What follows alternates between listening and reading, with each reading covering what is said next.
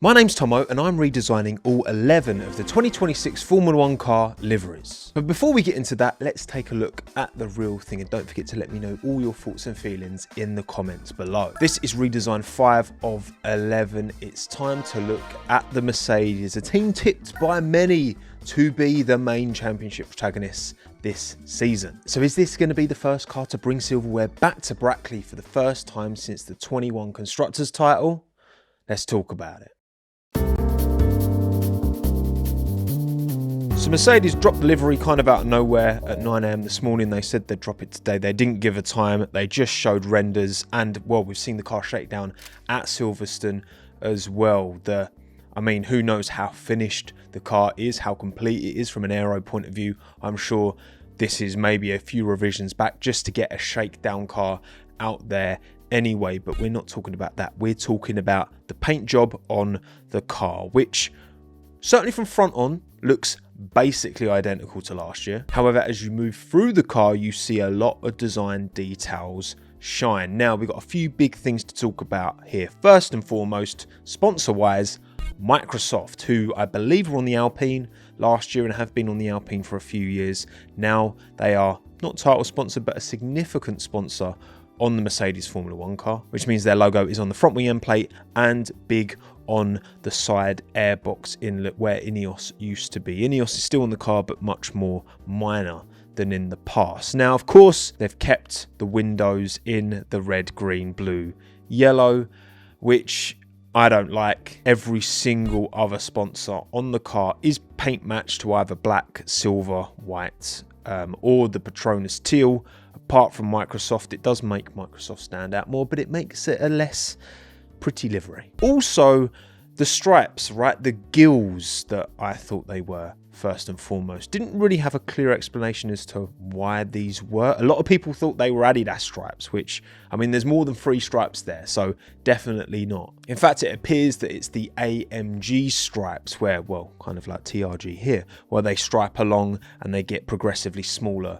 as they go, which is clever, don't get me wrong, and looks kind of cool. For me, it's the curve of the corners which doesn't make it look like AMG. It's a design detail that looks cool if it has meaning, and it does have meaning, but it's not very clear what that meaning is. Now, the big question for me is there too much going on? Because you've got the kind of silver arrows of Mercedes at the back of the car, as they have done for a number of years now. You've also got this AMG detail instead of a gradient, almost functioning as a gradient here, which does make it a tad busy for me. I think if you're gonna have that AMG detail, you get rid of the silver arrows or vice versa and perhaps keep a gradient. But those critiques to one side, otherwise I do think it looks fantastic. It looks unreal. It looks so nice. Like, the black is a lot, but most teams aren't going to be running majority black liveries anymore. We've got that 55% mandated ruling, so I think they get away with it. So then we come to the leaderboard, and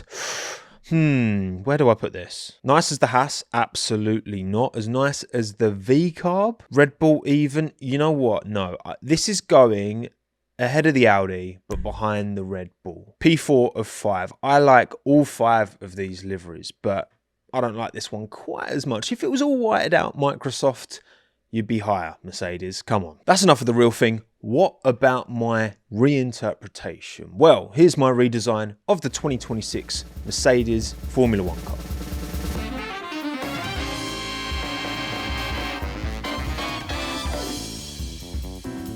Straight out the gates, I'm saying it, I think this is my best redesign so far. I always need to take a bit of time to warm up to the livery redesigns, right? I'm always a bit sloppy at the start. The Red Bull wasn't great. This is lovely. Let's start with the bang side on point of view. I've gone back to the classic gradient. Okay, I know Mercedes have been clever with the AMG, but I like this. And I've retained the silver arrow pattern towards the back of the fin. Sponsor-wise, we're broadly the same here. Microsoft retains its position at the top of the airbox, but of course whited out. Patronus stays prime on the side pod, but I've gone for a Patronus teal into black gradient instead in that section. I think that's nice. Gives a little bit more color to the car, but just a little pop, because the Patronus teal is pretty bright. It's a strong color. You don't need loads of it, right? Use it sparingly. That's the plan here. Signifiers in the same place. Team Viewer, Solera, Mercedes-Benz. I've gone for a broad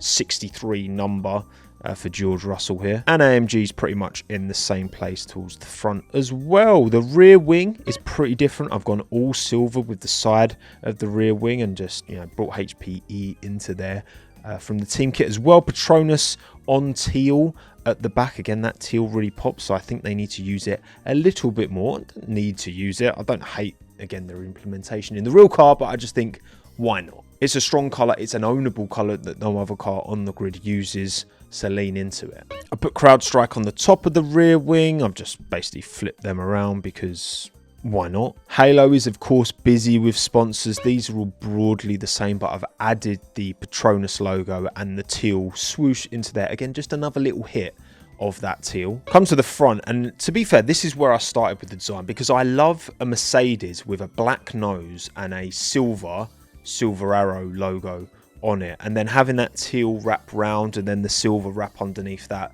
I think just looks superb. There was no way I wasn't going to do that with this livery. Made a couple of little changes, like for example, I've moved SAP from off the nose onto the front wing end plate to give a bit more space for the sponsors to breathe. But I mean, broadly speaking, there's not too much more to talk about. Again, that silver kind of gradients out underneath this kind of teal swoosh, which is reminiscent of the older cars. But yeah, again, we've got the silver arrows pattern at the back of the fin, which I think brings it all together. It feels pretty balanced to me.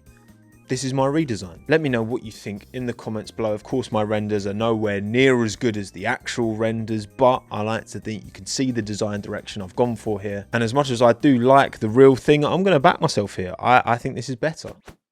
Next up, I'm going to go Ferrari, because Ferrari and Alpine are both launching on the same day. We're going with the Scuderia. Can't believe we're almost halfway through the redesigns, but not quite. Still 6 to go. So I'll see you back here for the next one. My name's Tommo. Thanks again. Have a good one.